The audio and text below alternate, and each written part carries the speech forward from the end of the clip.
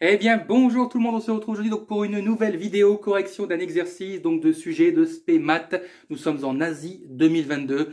Vous avez bien sûr le sujet dans la description, juste en toute la vidéo. Vous cliquez sur le lien, vous tombez dessus.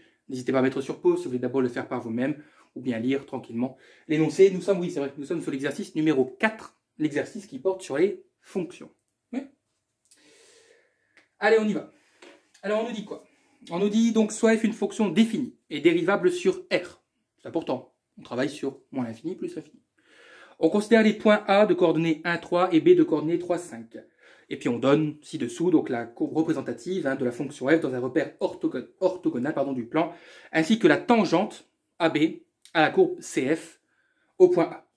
Okay, donc je ne vais pas reproduire, vous avez la courbe représentative sous les yeux. Donc vous voyez que ça fait quelque chose comme ça, là, bon, voilà, comme une sorte d'entonnoir, on pourrait dire. Donc c'est d'abord décroissant jusque 0, puis c'est croissant. Vous avez A, donc lui qui appartient à la courbe, et B, lui, c'est un point de la tangente au point A. Partie A, déterminer graphiquement f de 1 et f' de 1. Ah, f de 1, c'est quoi f de 1? F de 1, c'est l'image c'est l'image de 1, c'est l'image de l'abscisse 1. L'image de l'abscisse 1, c'est le point A, puisque A a pour abscisse 1. Et que vaut l'ordonnée? L'ordonnée, il vaut 3. Ok?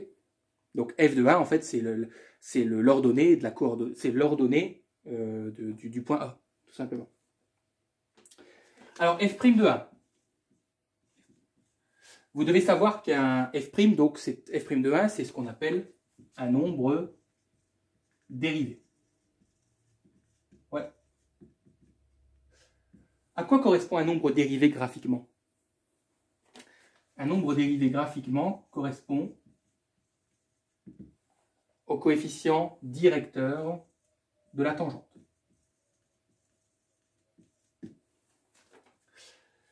Étant donné que l'abscisse vaut 1, on sait toujours le point A qui est concerné. Donc, en voulant déterminer f' de 1, nous voulons simplement le coefficient directeur de la tangente au point A. Graphiquement, de toute façon, vous l'avez sous les yeux. Sous le graphique, c'est la droite qui passe par B. Pour déterminer le coefficient directeur d'une tangente, je vous rappelle qu'une tangente est une droite, vous avez besoin donc de 2 points. Vous avez besoin de 2 points qui appartiennent à la droite. Quels points appartiennent à la droite visuellement? Le point A appartient à la droite, puisqu'on parle de sa tangente à lui. On parle de la tangente du point A. Donc A, on connaît ses coordonnées, c'est 1, 3. Et quel autre point appartient à la droite? C'est B. Et B, ses coordonnées, c'est 3, 5.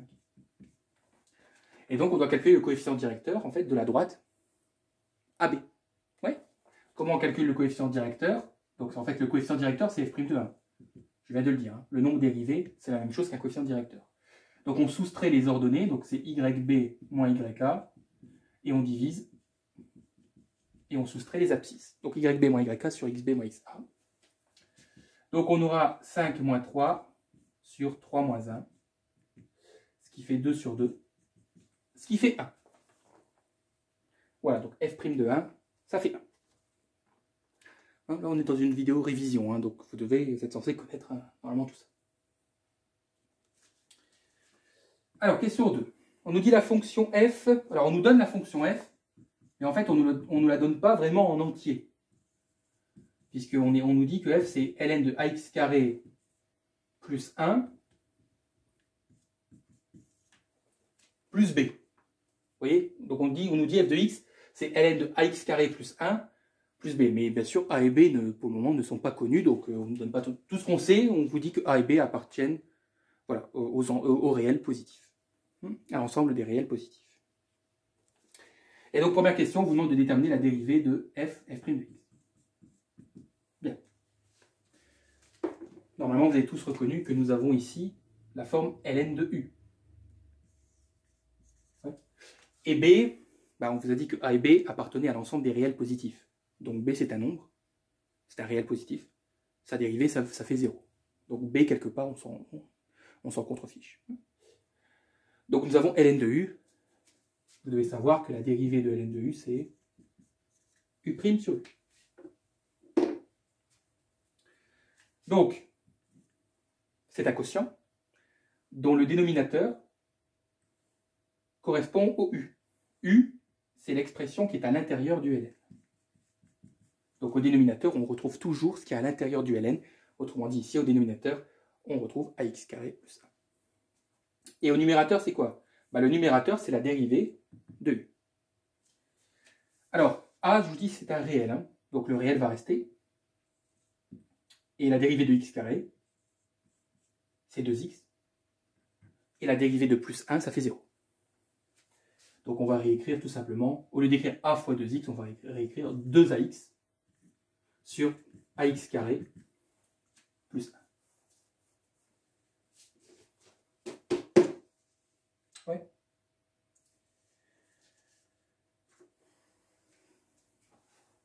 Bien.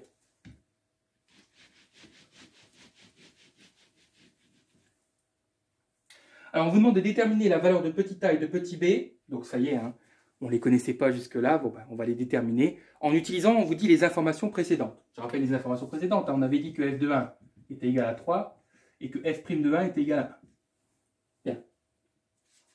Alors f de 1, ça consiste, bon c'est ok, ça vaut 3, mais f de 1, c'est comme si je remplaçais x par 1 dans la fonction f de x. Ouais. Donc f de 1, ça fera ln de a fois 1 au carré plus 1 plus b. Ce qui fait en fait a fois 1 au carré, ça fait a. Okay. Ça, vous êtes d'accord que c'est f de 1. F' de 1. C'est la même chose, mais je remplace x par 1, mais dans la dérivée. Donc je remplace x par 1 dans celle-ci. Donc on aura au numérateur 2a, et au dénominateur, on aura a fois 1 au carré plus 1. Donc vous me permettez d'écrire a fois 1 au carré, ça fait a, donc j'écris tout de suite a plus 1. Bien.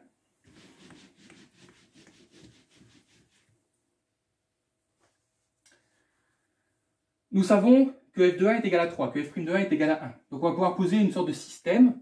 F de 1, donc ln de a plus 1 plus b, ça, f de 1, ça vaut 3.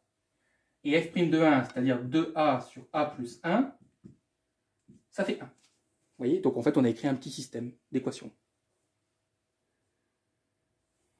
Alors on commence par la première ou par la seconde? La seconde, il n'y a que des a. S'il n'y a que des a, c'est-à-dire qu'on va pouvoir déterminer la valeur de a assez facilement. Donc prenons uniquement la deuxième. Bon, je fais passer le a plus 1 de l'autre côté. Donc à gauche, il va rester 2a et à droite. Donc le a plus 1 est une division. Donc en faisant passer de l'autre côté, il va devenir une multiplication. Vous savez normalement que tout ce qui change de côté change d'opération, pas de signe. Une division devient une multiplication. Donc le a plus 1 devient multiplication. Donc on aura 1 multiplié par a plus 1. Donc ça fait a plus 1. Bon, là, je pense que c'est ok. On a 2a moins a, ça fait a. Et donc on a a égale 1. Ouais. Et du coup, je reprends la première et je vais remplacer a par 1. Donc dans la première, on aura ln de 1 plus 1, ça fait 2, plus b égale 3. Et donc je peux dire tranquillement que b égale 3 moins ln de 2. Et ne calculez pas ln de 2, hein, parce que ln de 2, ça ne tombe pas juste. Donc laissez ln de 2 sous sa forme entière. Vous soyez d'accord. Donc voilà, j'ai trouvé la valeur de a et la valeur de b. Ça va? Donc vous voyez, je reprends les informations, f de 1 égale 3, f' de 1 égale 1. Je remplace, donc je détermine f de 1 en passant par la fonction, f' de 1 en passant par la dérivée, et puis j'égalise à leurs valeurs respectives, et je résous le petit système. Ouais.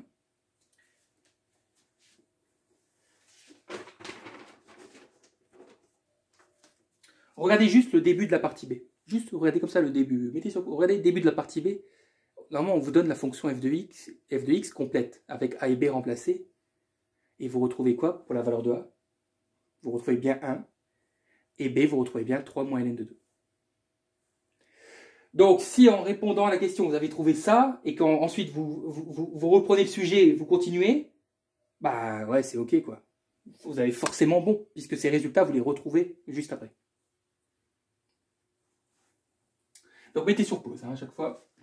Ça, j'efface.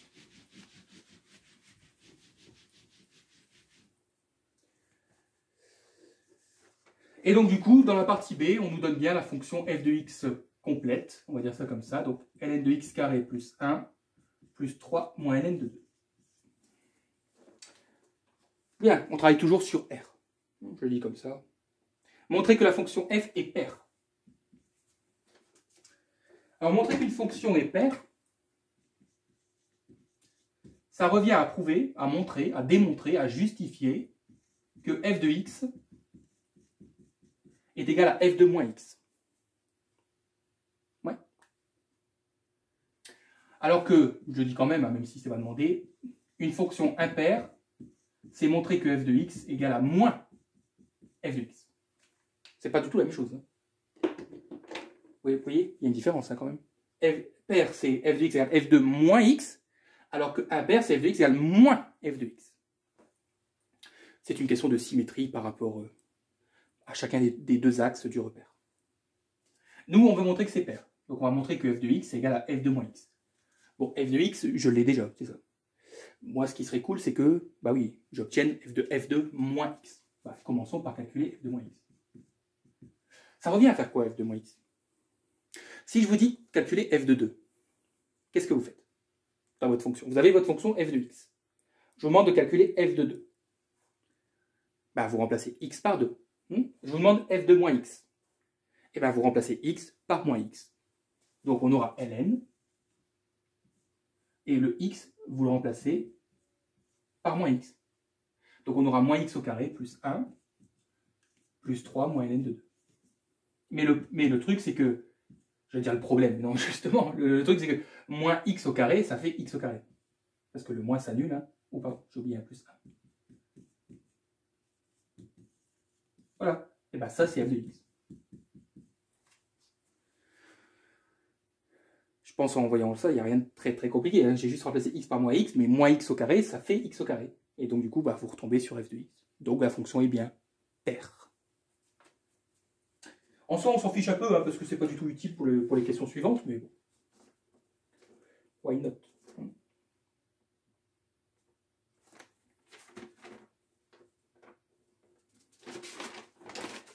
Bien. Alors, on vous demande de déterminer les limites de la fonction en moins l'infini et plus l'infini. Donc, on vous demande la limite lorsque x tend vers moins l'infini de f de x. Ouais. Alors, ne sautez pas en disant oh, on va encore avoir des formes à déterminer. Bah, vous n'en savez rien. Vérifions d'abord si on a une forme à déterminer. Donc, moins l'infini au carré, ça fait plus l'infini. Ouais. Plus l'infini plus 1. Ça fait plus l'infini. ln de plus l'infini, ça fait plus l'infini. Et plus l'infini plus quelque chose, on s'en fout, ça fait plus l'infini. Donc, ce n'est pas du tout une forme à déterminer. La limite, ça fait plus l'infini. La seule chose, c'est qu'on va détailler le calcul. Donc, la limite quand x tend vers moins l'infini de ln de x carré plus 1, donc on vient de le dire, ça fait plus l'infini. Et la limite quand x tend vers moins l'infini de 3 moins ln de 2, bah, ça fait 3 moins ln de 2. Hein. La limite d'un nombre, c'est le nombre lui-même. La limite de 2, c'est 2. Et donc là, vous concluez en disant que la limite, lorsque x tend vers moins l'infini de f de x, excusez-moi de l'écrire comme ça, hein, je n'ai pas eu la place, égale plus l'infini.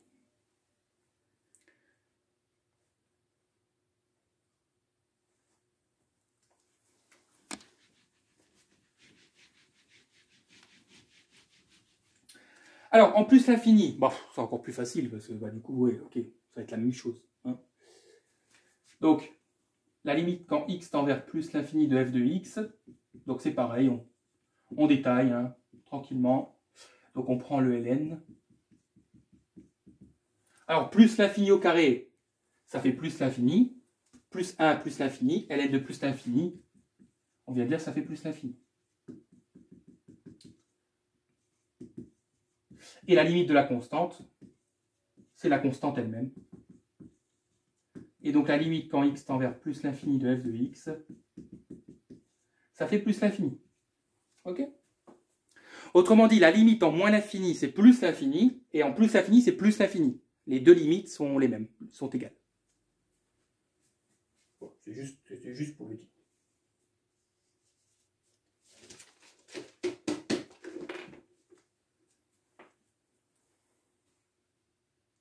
Ok, ça va jusque-là. Je pense que pour le moment, je trouve que l'exercice n'est pas très compliqué. Bon, mettez sur pause pour copier si vous n'avez pas encore copié. Alors, on nous demande de déterminer la dérivée. F' de x.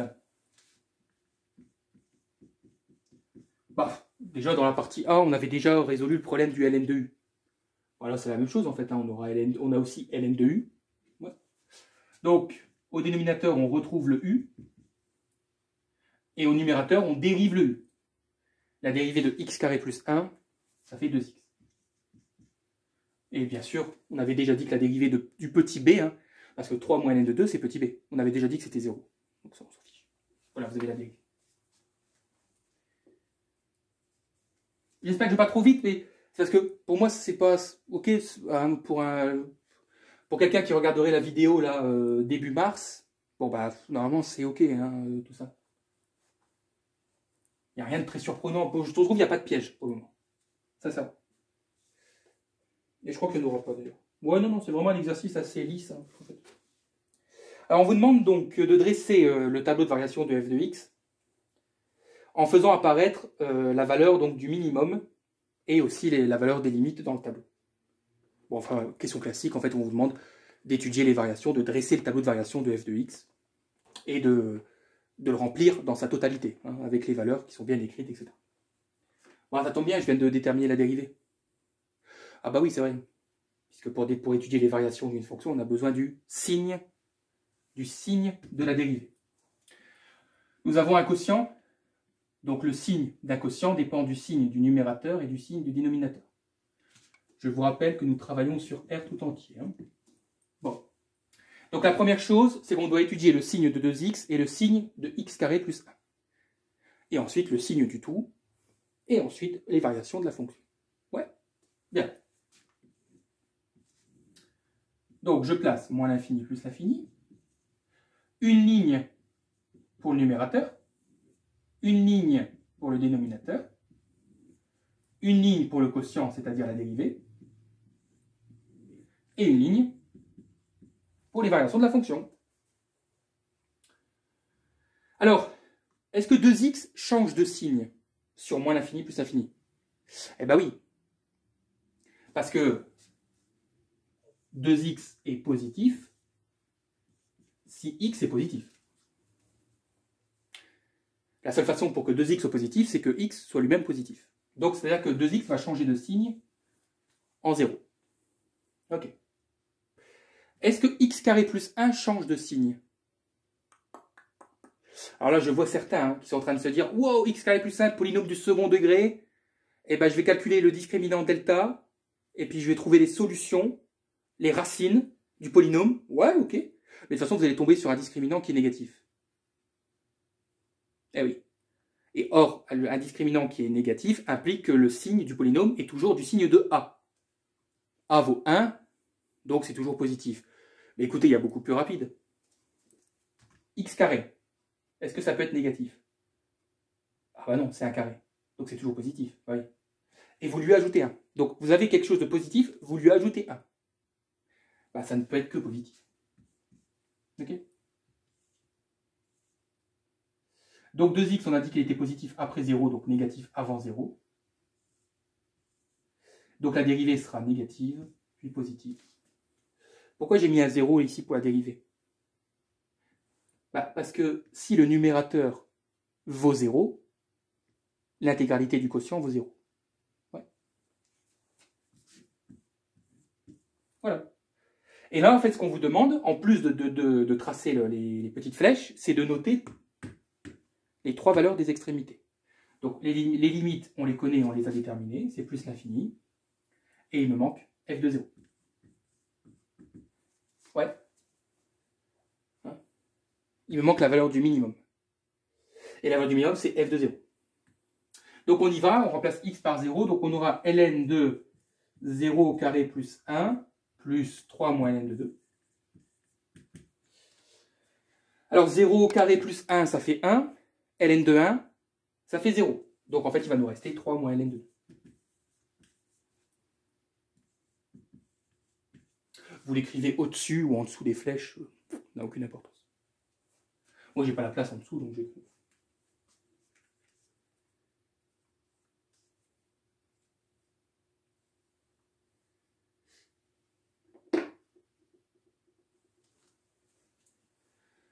Ok.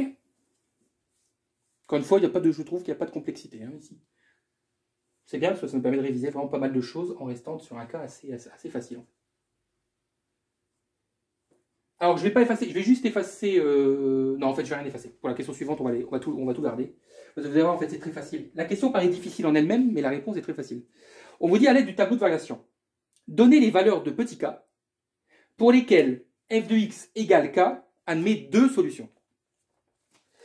On veut trouver les valeurs de k, donc k c'est forcément la valeur c'est forcément les valeurs d'un abscisse, enfin des abscisses, enfin oui, d'un abscisse, et pour lesquelles f de k, ça là, c'est dernier, ok, a deux solutions. F de x pardon, égale k, f de x égale k, a deux solutions. C'est ça? Oui, c'est ça. Non, je préfère. Voilà. Donc f de x égale k a deux solutions. Bah écoutez, la fonction elle est d'abord décroissante, puis elle est croissante. Imaginons, k on ne connaît pas la valeur. Nous, tout ce qu'on veut, c'est on veut les valeurs de k pour lesquelles l'équation f de x égale k a deux solutions. Imaginons que le f de x égale k, on va prendre un exemple, on veuille f de x égale 2. Et cette équation, on veut qu'elle ait deux solutions. Alors comment c'est possible qu'elle ait deux solutions? Bah, comme la fonction est décroissante puis croissante, vous voyez, la seule possibilité c'est que le 2, on le retrouve deux fois ici. C'est logique. Pour que f de x soit égal à 2, il faut qu'on passe par 2 sur la partie décroissante, puis qu'on passe par 2 sur la partie croissante. Dans ces cas-là, on aura deux solutions. La première solution sera ici, et la deuxième solution sera ici. Ce n'est pas des zéros, hein, je veux dire, c'est juste des solutions. Vous comprenez? Imaginez-vous maintenant que k vaut 10. f de x égale 10. Bah, c'est pareil, pour que cette équation ait deux solutions, il faut qu'on passe deux fois par 10. Une fois ici, et une fois là. On aura une solution ici, une solution ici. Donc la seule possibilité pour que l'équation f de x égale k admet deux solutions, c'est que k soit plus grand que le minimum. Si k est plus grand que le minimum qui est ici, on aura toujours deux solutions. Une dans la partie décroissante, une dans la partie croissante. Donc la réponse à la question, c'est simplement que k doit être supérieur à 3 moins ln de 2. C'est pas plus difficile que ça. Si k est plus grand que le minimum, alors c'est OK, on aura toujours deux solutions, puisque la fonction est continue, donc il n'y a pas de problème. De toute façon, la continuité en terminale, ce n'est pas une question que vous devez vous poser. Voilà. Voilà, c'est ça la réponse. K supérieur à 3 moins ln de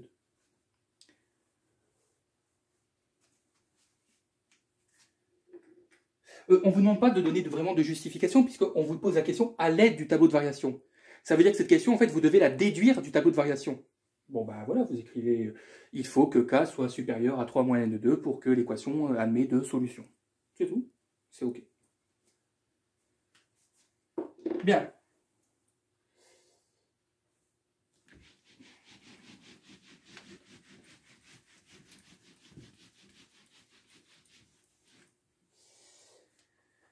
Alors, on vous demande de résoudre une équation. C'est bien, ça fait longtemps, c'est la question 5. Donc, résoudre f de x égale 3 plus ln de 2. Hein, donc, on doit trouver les solutions de cette équation, les valeurs de x, qui vérifient l'égalité. F de x égale 3 plus ln de 2. Bah, je vais déjà remplacer f de x par son expression. Hein. Voilà. Ça revient à résoudre ça. On va commencer par le commencement. Hein, on va déjà remplacer. Ouais, écoutez, on sait très bien que quand on résout une équation, hein, ça depuis la seconde, tout ce qui est x, on le garde à gauche, et tout ce qui n'est pas x, on passe à droite. Donc le ln, on va le garder à gauche. Et puis on va faire passer le 3 moins ln de 2 à droite. Donc on aura 3 plus ln de 2 moins 3 plus ln de 2. Donc on aura x carré plus 1 égale, alors les 3 vont s'annuler, 3 moins 3 c'est bon, ln de 2 plus ln de 2, ça fait 2 ln de 2. Bien. Dans l'état où est cette équation, elle est irrésoluble. Comment ça? Bah oui. Là, dans l'état où elle est, j'ai pas dit qu'on va pas pouvoir la résoudre, mais dans l'état où elle est là, elle est irrésoluble, cette équation. Pourquoi? Parce que vous ne pouvez résoudre une équation avec des ln que si vous avez quelque chose de la forme ln de a égale ln de b. Pourquoi? Parce que si vous avez ln de a égale ln de b, vous pouvez dire que a est égal à b.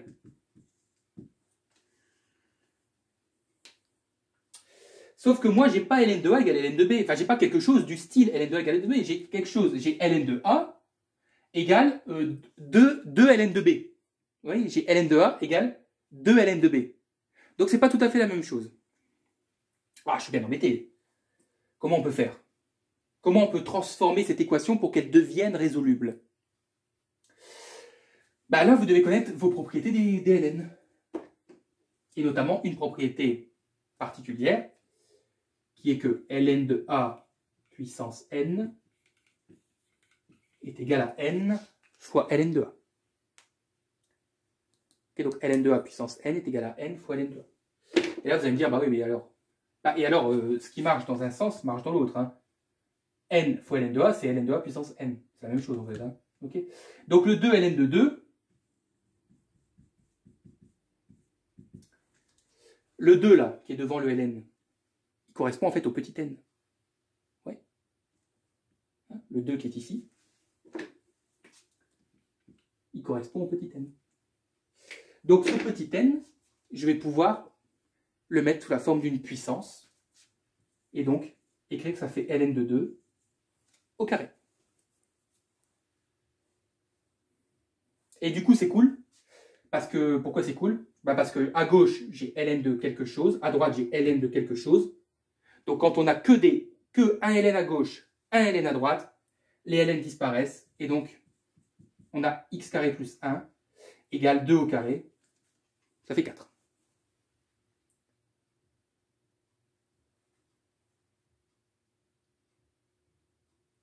Donc ça fait x carré égale 4 moins 1, ça fait 3. Et là, je vois déjà venir certains étudiants. Je vous vois déjà, hein, je vous vois arriver là. Au loin, là. On est au loin, je vous vois arriver. Si x carré égale 3, eh ben, monsieur, ça veut dire que x égale la racine carrée de 3. Vous êtes d'accord que si un carré est égal à quelque chose, la solution, c'est la racine de ce quelque chose. Et voilà, certains s'arrêtent là. X égale racine de 3. Sauf que vous oubliez qu'un carré a toujours une solution positive. Attention, je n'ai pas dit tout le polynôme hein, du second degré. J'ai dit un carré. Quand vous avez quelque chose, x carré égale quelque chose. Donc, d'ailleurs, je vais le formaliser sous sa forme générale. Comme ça, au moins, ça sera clair une fois pour toutes. Vous allez le noter en rouge, en couleur sur votre feuille. X carré égale a implique donc x égale racine de a et x égale moins la racine carrée de a. La solution, le négatif de la première doit être pris en compte. Donc un carré égale quelque chose. Oui, la première solution c'est la racine, mais la deuxième c'est le négatif de la racine. Donc x égale 3, et n'oubliez pas, x égale moins racine de 3. Ce qui fait que les solutions c'est moins racine de 3, racine de 3. Ok ? Bien, donc j'efface et puis on passe à la dernière partie. Hein, la partie C, donc l'étude de la convexité de la fonction. Enfin, je crois que c'est ça. Hein. Ouais, c'est ça. Alors, on vous demande déjà premièrement de conjecturer. Alors, pour ceux qui ne savent pas, conjecturer, c'est émettre une hypothèse. C'est-à-dire c'est quelque chose qu'on peut voir, qu'on peut constater, qu'on peut observer, mais dont on n'est pas véritablement sûr de la véracité. Donc conjecturer par lecture graphique, en plus on vous demande par lecture graphique, donc ça prouve que c'est vraiment une hypothèse, les abscisses des éventuels points d'inflexion. Alors pour ceux qui ne savent pas, le point d'inflexion, c'est lorsque la fonction change de convexité. Alors, je vais prendre plusieurs exemples. Hop. Voilà. Imaginons que vous ayez deux fonctions comme ça.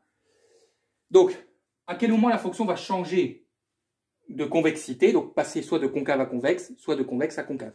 Et c'est ça qu'on appelle un point d'inflexion. Donc ça, c'est graphiquement, hein, bien sûr. Donc regardez, ici, par exemple, la fonction, on voit qu'au début, elle est concave, et qu'à partir d'ici, hop, elle devient convexe. Oui. Alors pour ceux qui ne le savent pas, il y a un moyen mnémotechnique de savoir à quoi ça ressemble une fonction concave et une fonction convexe.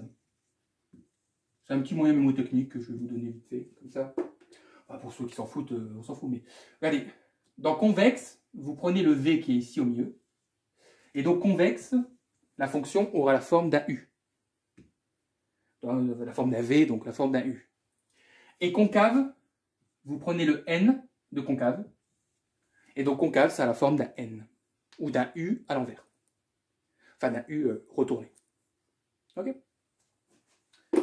Donc, ce qui veut dire que cette première partie de la fonction, elle est concave, et ensuite, ça a la forme d'un U, donc ça devient convexe. Donc le point rouge, ici, c'est un point d'inflexion. Pour la deuxième, alors on a quoi pour la deuxième? Donc là, elle est concave. Ici, à peu près, on va dire, elle devient convexe.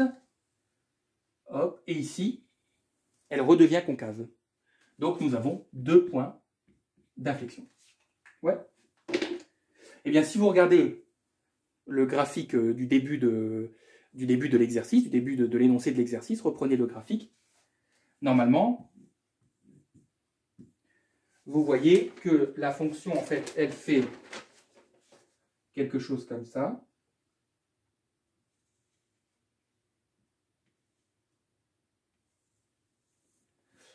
Voilà, elle fait quelque chose comme ça. Et en fait, si vous regardez les abscisses moins 1 et 1, hop, vous voyez la fonction, elle est concave. En moins 1, à peu près, hein, c'est une conjecture, hein, donc c'est une hypothèse. En moins 1, on voit qu'elle devient convexe, et en 1, elle redevient concave. Donc, les points d'inflexion, les abscisses des deux points d'inflexion, la conjecture, c'est x égale moins 1 et x égale 1. Ok. Bon, ne mettez pas moins 0,99. Vous voyez ce que je veux dire? Arrondissez à l'unité.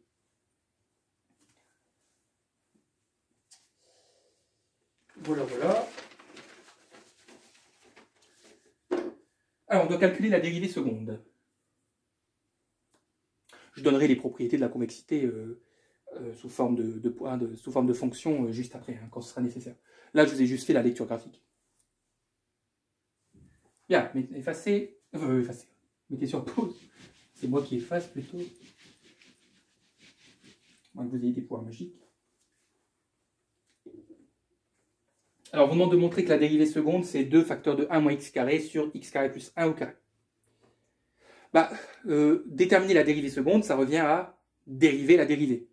Bah, déjà, il faudrait qu'on retrouve l'expression de la dérivée. Et si je ne m'abuse, alors c'est où f' de x Ah oui, voilà, pardon, autant pour moi. Hein. Donc f' de x, on avait trouvé que c'était 2x sur x carré plus 1. Voilà. Et donc, on doit dériver ça. Bon, bah écoutez, là, on a la forme u sur v. Donc, je rappelle que c'est u'v moins uv' sur v carré. U, c'est 2x. Donc, u', c'est 2. V, c'est x carré plus 1. Donc, v', c'est 2x. Et donc, on y va. Donc, la dérivée seconde. Donc, v carré, je vais déjà le mettre au dénominateur. Donc, c'est x carré plus 1 au carré. C'est tout le v qui est au carré. Et au numérateur, donc on y va. Donc, u'v, donc on aura 2, suivez bien, hein, facteur de x carré plus 1, moins u, donc moins 2x, fois v'. fois 2x. Okay. Vous croisez les diagonales. Hein. Donc on va développer. Donc on aura 2x carré plus 2 au numérateur. Hein, 2x carré plus 2, j'ai juste développé le 2. 2x fois 2x, ça ne fait pas 2x carré. 2x fois 2x. Parce que les deux se multiplient. Et ça fait 4. Donc on aura moins 4x carré. Sur le tout, donc x carré plus 1 au carré. Et donc si on simplifie, 2x carré moins 4x carré, ça fait moins 2x carré. Donc on a moins 2x carré plus 2 sur x carré plus 1 le tout au carré. Ok. Et ce n'est pas tout à fait ce qu'on nous demande de montrer. Pourquoi? Parce que ce qu'on nous demande de montrer, c'est sous sa forme factorisée. Ici, c'est encore développé. Mais on peut factoriser par quoi au numérateur? Bon, le dénominateur, vous voyez que c'est la même chose. Mais le numérateur, on peut factoriser par 2. Donc, je pouvais pouvoir dire que la dérivée seconde, donc au dénominateur, c'est x carré plus 1 au carré. Et au numérateur, donc on aura 2, facteur de quoi? Bah de moins x carré plus 1. Et bien, c'est exactement ce qu'on vous demande de montrer. La seule différence, c'est que dans ce qu'on vous demande de montrer, ils l'écrivent 1 moins x carré. Mais c'est pas grave, hein, vous pouvez laisser moins x carré plus 1, parce que moins x carré plus 1 ou 1 moins x carré, c'est pareil. Donc on a bien montré ce qu'il fallait montrer.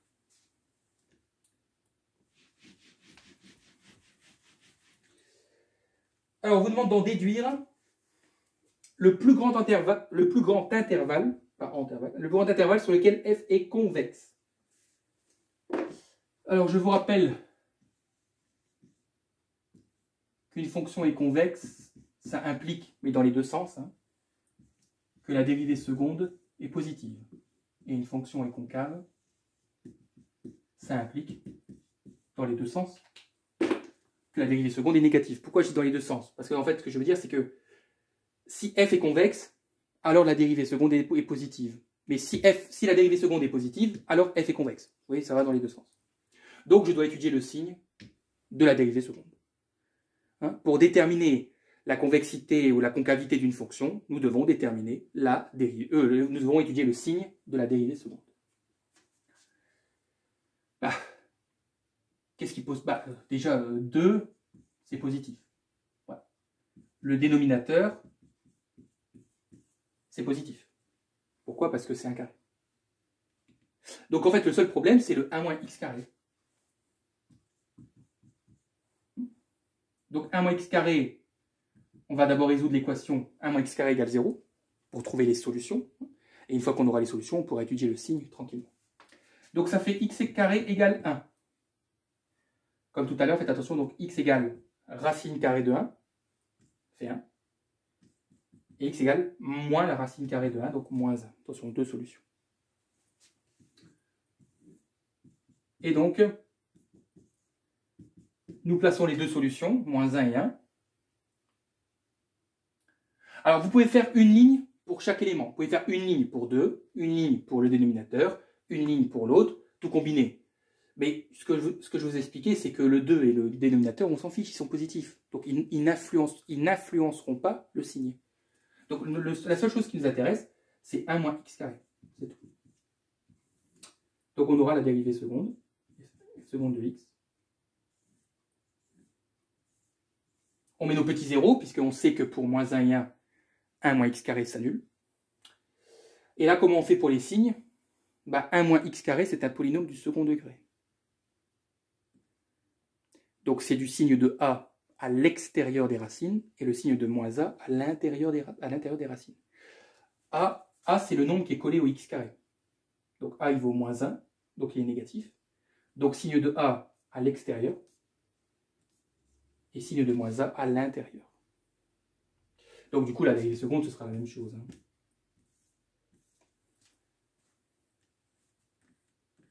Nous, on veut l'intervalle où c'est convexe. Je viens de dire que c'est convexe si la dérivée seconde est positive. Donc, f de x est convexe sur l'intervalle moins 1, 1. Vous pouvez mettre les bornes fermées, hein, c'est pareil. Ouverte ou fermée, ici ça n'a pas d'importance. Ok, donc on dirait que f de x est convexe à l'intervalle moins 1. Tout simplement. Ouais. Bon, c'est une vidéo révision, hein, donc comme je vous dis, normalement le but c'est tout ça, vous devez le savoir. Donc vous embêtez pas quand vous devez étudier le signe, comme ici c'est un quotient, quand vous devez étudier le signe d'un quotient, ne vous embêtez pas sur les éléments qui sont positifs en eux-mêmes. Ils n'influenceront pas le signe de toute façon. Donc c'est pour ça que le dénominateur est le 2. On aurait eu moins 2. Ah, attention. On aurait eu moins 2 au numérateur. Là, c'était important. Voilà, donc c'est tout pour aujourd'hui. N'hésitez pas à mettre un petit like, à vous abonner pour soutenir la chaîne. Ça fait toujours plaisir.